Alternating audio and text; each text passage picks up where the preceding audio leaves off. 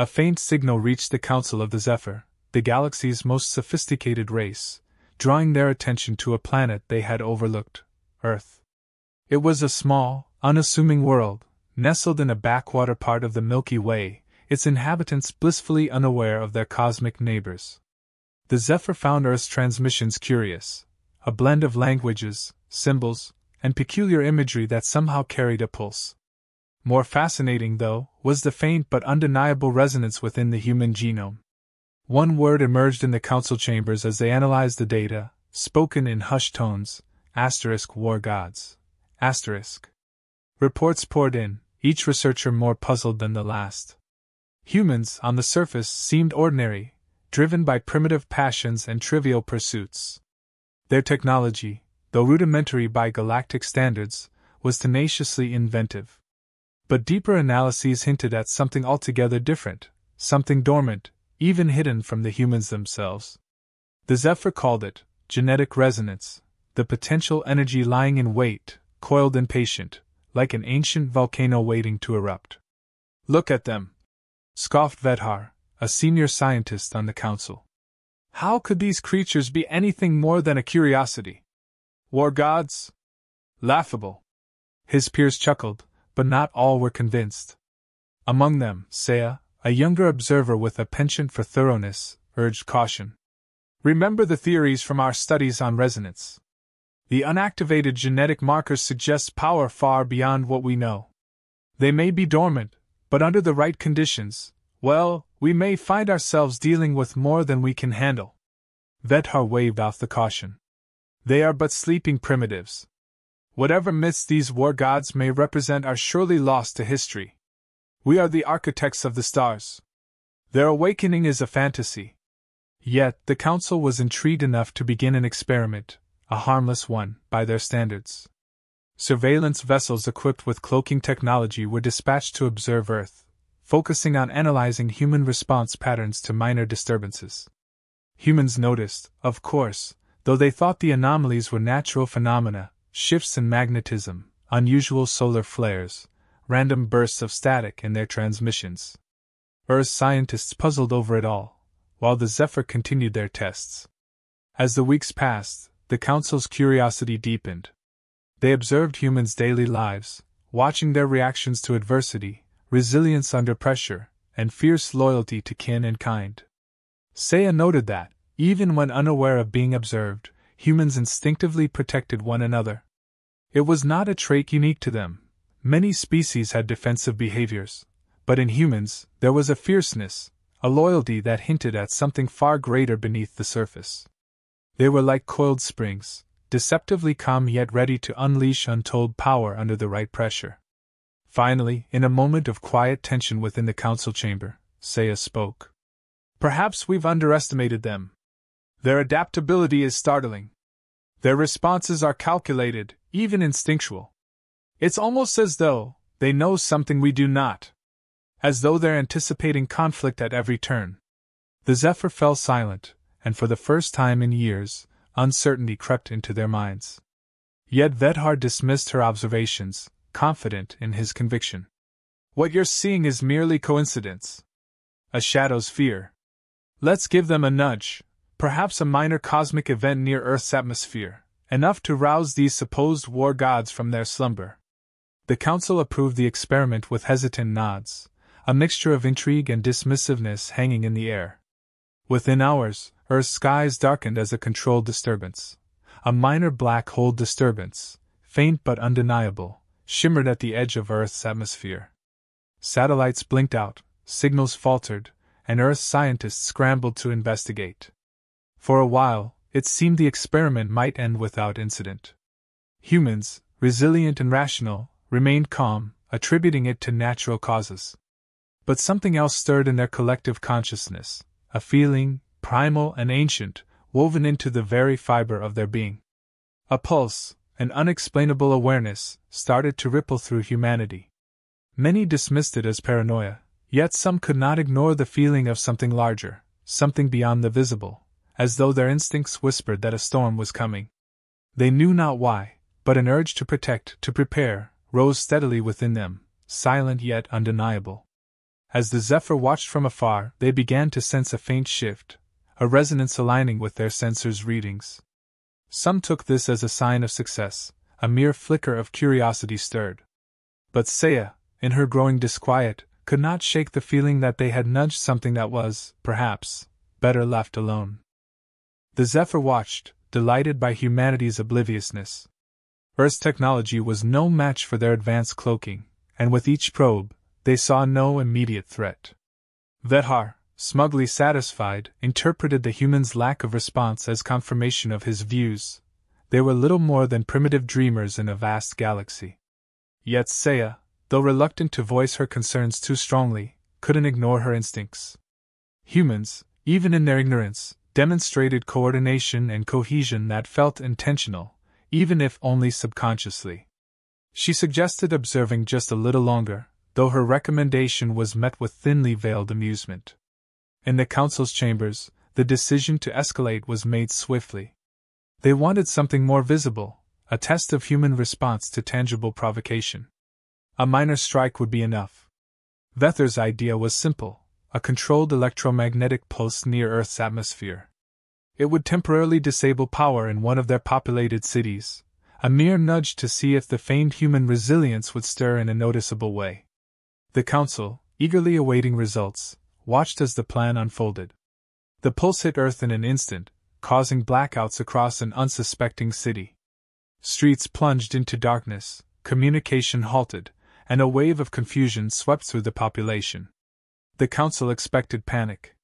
They expected chaos, a show of humanity's supposed fragility, as they believed humans would crumble under the weight of unexpected darkness. But the response was far from chaotic. Rather than falling apart, humans coordinated swiftly, their instincts kicking in almost immediately. From a distance, the Zephyr watched in shock as first responders activated, moving swiftly through the affected zones.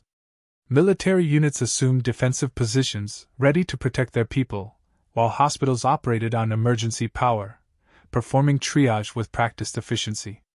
The people, instead of panicking, helped one another.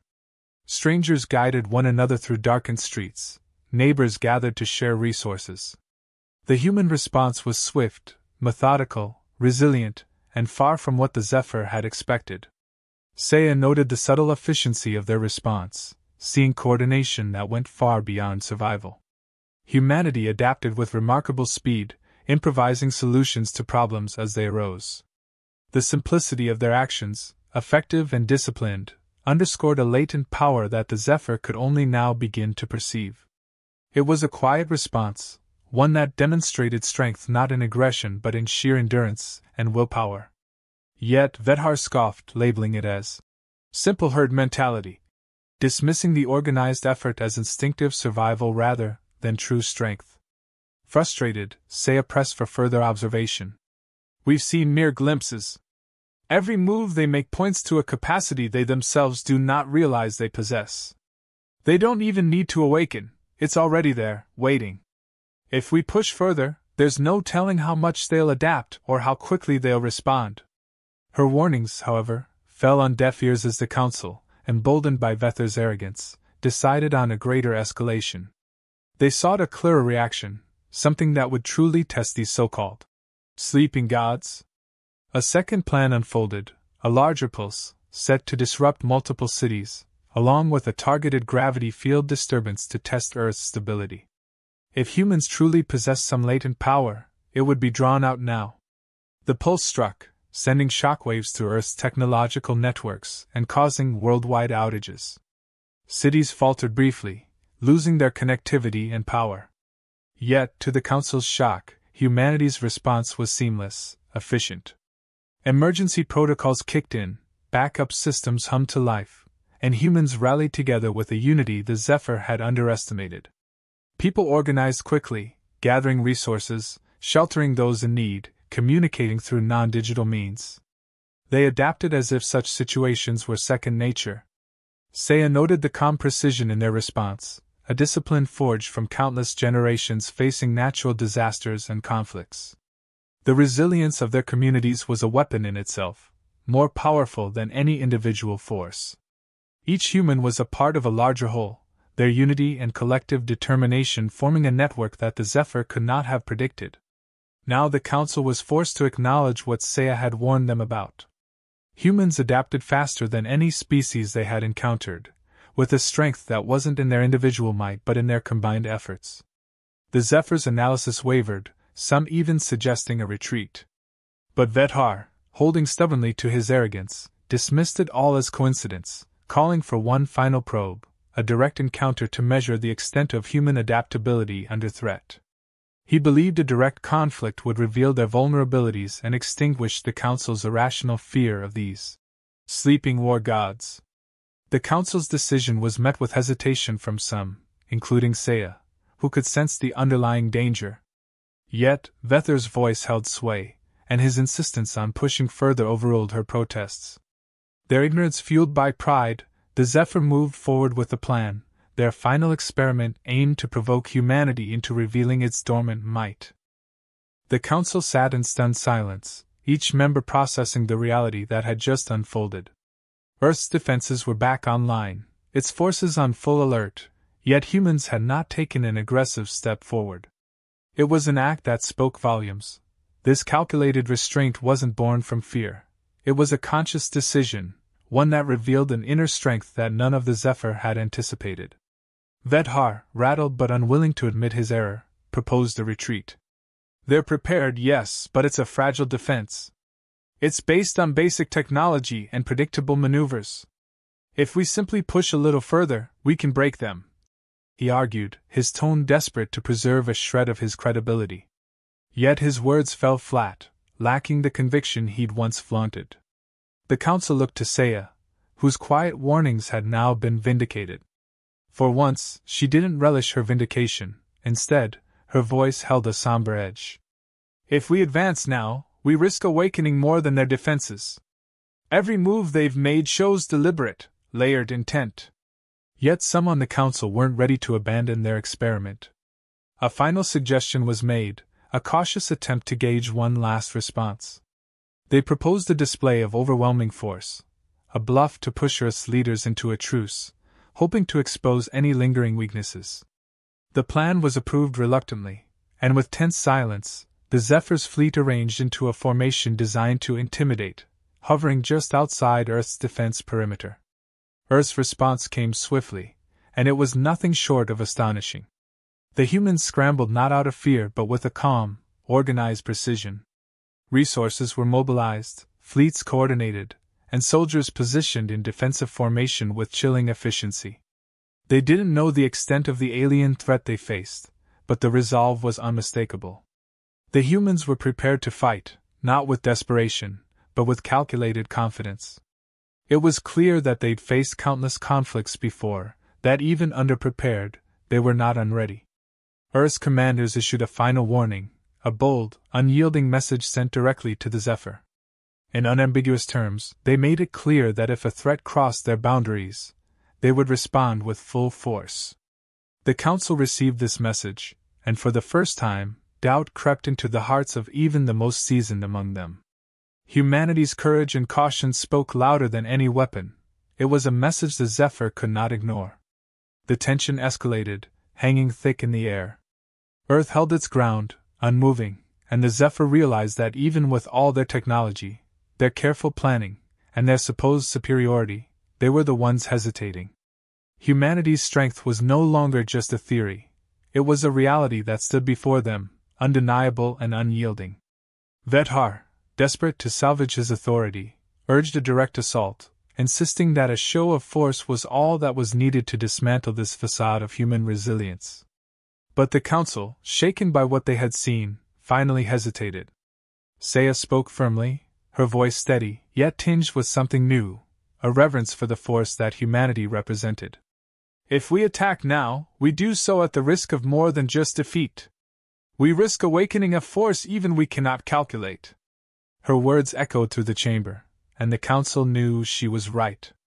As they watched Earth's forces stand unwavering, prepared to defend their world with a unity that defied all odds, the Zephyr realized that humanity's restraint was a warning. It was not weakness, but the control of a power they held in reserve, a power that even the Council now feared to provoke. The council sat in uneasy silence, each member acutely aware that Earth's calm response had revealed something extraordinary. There was no denying it now. Humanity's power lay not in brute strength, but in a collective will that transcended their technology, uniting them in a way that even the Zephyr, with their superior advancements, could not match. This was a strength that couldn't be measured by traditional means. It was deep, innate, woven into the very fabric of humanity. As Earth's forces held firm, prepared but unmoving, a sense of respect began to stir within the council. For the first time, they could see humanity's restraint for what it truly was, a conscious decision to keep their power at bay. The council now faced a choice. They could acknowledge this strength and leave, or they could risk unleashing a force that might spell their own destruction. The tension was palpable, each Zephyr aware of the precarious balance that hung between them and humanity. Saya, feeling the weight of her own warnings vindicated, addressed the council one final time. "We came here thinking we understood them, that they were primitive beings who didn't understand their own potential. But look at them. They don't need to be awakened, they are awake, and they are choosing peace over conflict. That is the mark of a force beyond anything we imagined." Her words struck a chord among the council members, her caution now a reminder of what lay dormant beneath humanity's calm exterior. Vethar, though reluctant, could no longer deny the reality before him. In a rare moment of humility, he admitted, "Perhaps we've been arrogant in our approach. They have shown more restraint, more unity than even our most disciplined warriors. This is not a force to be underestimated." The council members exchanged glances, each one realizing that, for the first time in their history, they had encountered a species that could rival them, not in technology, but in spirit and resolve. As they prepared to withdraw, Earth's leaders sent one final transmission, a message not of threat but of mutual respect. They acknowledged the presence of an advanced species and extended an olive branch, offering dialogue rather than conflict. The simplicity of their response was humbling. Even after all the provocations, humanity chose diplomacy, valuing peace over dominance. This, more than any display of power, left the council in awe. Here was a species with the strength to annihilate, yet the wisdom to refrain. In quiet reverence, the council ordered the Zephyr fleet to pull back. There was no discussion, no dissent. The message was clear. Humanity had proven itself not through force but through restraint, an act of power that spoke to the core of their nature. As the Zephyr ships turned to leave, they knew that tales of Earth's sleeping war gods would spread across the galaxy, a reminder to all who would listen that within humanity lay a power unmatched, a power held in check not by weakness, but by choice. Back on Earth, humanity went on, largely unaware of the galactic tremors their restraint had caused. The Council, however, would remember this encounter for generations. They had seen the war gods in humanity, silent, controlled, and terrifyingly powerful. And with a final look back at Earth, they knew one truth above all: they would never underestimate humans again.